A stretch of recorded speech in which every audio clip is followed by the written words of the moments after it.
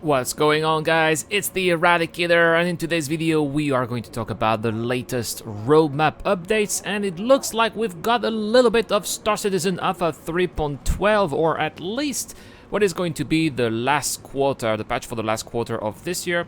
I still believe that during this year's Digital Citizen Con they are going to announce that it is going to be in fact 4.0, just like they did announce that 4.0 was actually 3.10. They're going to reverse to 4.0 because, well, it's pretty obvious, and we're going to talk about it a little bit later. It's my opinion, of course, but and you are free to disagree in the comment section down below, but please do it in a respectful manner. Anyway, let's go straight into our roadmap update, and well, we're not going to talk about 3.10 because 3.10 is pretty much in the mirror now. It is behind us. Now let's talk about the upcoming patch, Star Citizen Alpha 3.11, and we already have a delay. We are talking about the Refinery Deck, something that was announced today in the roadmap roundup, unfortunately, and they did say that they believe that they basically underestimated the amount of work that these would be taking, and that's why they are going to be eventually delayed to Star Citizen, quote unquote, Alpha 3.12. Next, there are a couple more things that have made a little bit of progress. Let's move on to the cargo deck, which had an extra 3 tasks completed. Now we are standing at 26 tasks out of 46. The improved throw has had an extra 5 tasks done, with now 35 tasks out of 56, and that's pretty much it. Oh no, there's also the grenade launcher now sitting at 20 tasks out of 30. No progress done on the Origin 100 series, and no progress done on the Mercury Star Runner. That is a little bit disappointing. Let's hope that next week it's going to be a little bit better. Alright, now Star Citizen Alpha 3.12. Look at that, we've got a new column, and it's a little bit lackluster. We only have characters, locations, gameplay, and weapons and item. Nothing when it comes to actual ships, for example.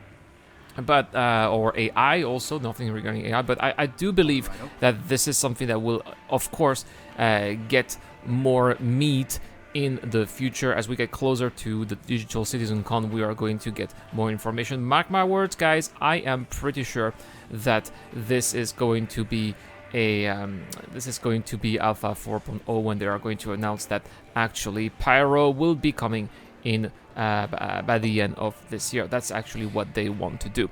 They also want to have at least some iteration of server meshing, just like they had some iteration of server-side object content streaming last year. So again, these are rumors, but everything points out to actually this year's last quarter being 4.0. Anyway, the first thing that we have is called the Mystery Armor here, with 1 task done out of 7. I have a feeling that this Mystery Armor is the Titan suit, something that they know the backers are really excited about, but of course they want to make it a surprise. I have a feeling that this is going to be shown also during this year's Digital Citizen Con, and the reason why it could be the Titan suit is because we are going to have those cargo decks, we are going to have those refineries, and eventually, those Titan suits are rumored to be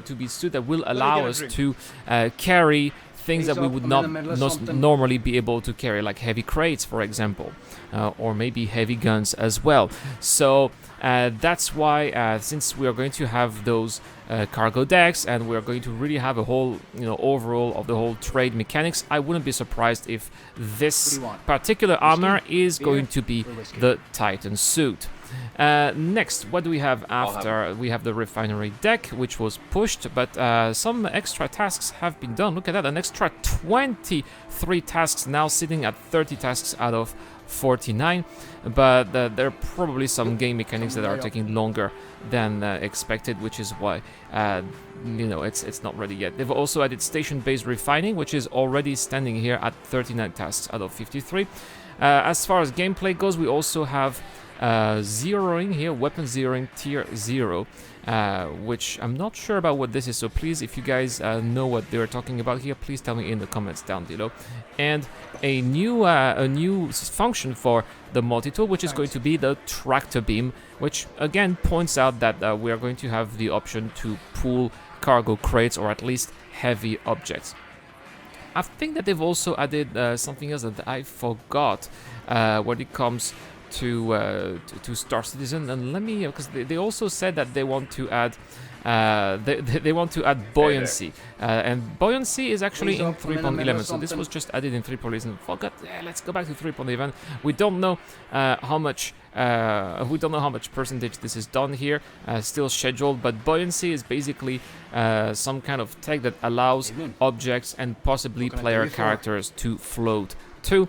So they're going to add it in Star Citizen 3.11. I've seen on Spectrum that a lot of people are very disappointed that they're spending time on this, and I also think that I don't understand why this is the priority, but maybe it is related to Squadron 42. Maybe Squadron 42 requires some kind of buoyancy at some point, and eventually they're like, hey, you know, it's in Squadron 42, why not putting it in the verse? And that's why we have it. That's my educated guess here, of course. Now, where is Orison? You know, where is Orison? This is something also that they did said, you know, we are going to delay Orison and we'll put it in the next patch 3.10 and 3.12, and no, it's not here. Thanks. And here they did say that Orison and of course Crusader as a result is going to be split into two different releases, Q1 and Q2 2021. That is a serious delay for something that was supposed to be released at the end of 2019 originally. My guess is that what they are telling us is a little bit of BS, because they're saying, oh, well, we have a brand new standard that was set because of new Babbage. Yeah, I think that the reality is that they are having some troubles with the gas giant tech. That's why. And this also tells us, this also shows us that those rumors saying that we're going to first have half of Pyro, which is not going to include Pyro 5, which is a gas giant, and then after we're going to have the second half of Pyro. This probably confirms also, in my opinion, that the gas giant tech is taking more time than they originally thought. Now, what do we have next? We also have a brand new version of Star Citizen 3.10 in the PTU. And here, first, let's have a look at some of the bug fixes, and some of these bug fixes are pretty promising, which probably indicates that we're going to have a wave 2 probably on Monday, I would say Monday or Tuesday. Player ships should no longer be destroyed when using the landing splines around Area 18. Hallelujah! We can come back to Area 18, that's wonderful. Situational markers should now correctly appear without having to interact with the target. Players should no longer appear floating in space without a body and unable to move after being released from Closure Prison. That's another major game breaker that was fixed. The Prowler's Quantum Travel effect is no longer in red when you're looking at it in the first person. So all of these are very, very important bugs that were fixed in this last patch of Star Citizen 3.10. They've increased rotational jerk for all ships. I'll be trying this out, obviously. We're going to talk about some of the updates at the end, because there's a lot of new, or at least updated key bindings, so you're going to have to pay attention to this one. Let's have a look still at some of the known issues. Hangar doors may remain closed when the hangar is assigned to a landing player's ship. I have seen that. I think it was like when in the B-roll of one of the previous videos where my hangar was closed and I had to wait for somebody else to leave Area 18 today and enter his hangar, and of course I got a fine for that. Ships can become stuck if they enter the restricted area of a hangar while being manually landed. That's always a bad thing when ships get stuck like that. Firing at AI ship will appear to desync and have high packet loss. That's one of the major problems here in Star Citizen 3.10, packet loss, something that they're really trying to crack down on before its release.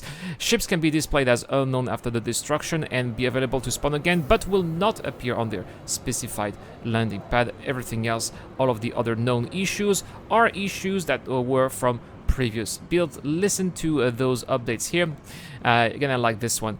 They increase the time it takes for hangar doors to close at landing zone. So does it mean that, yeah, so it's going to take longer for hangar doors to close.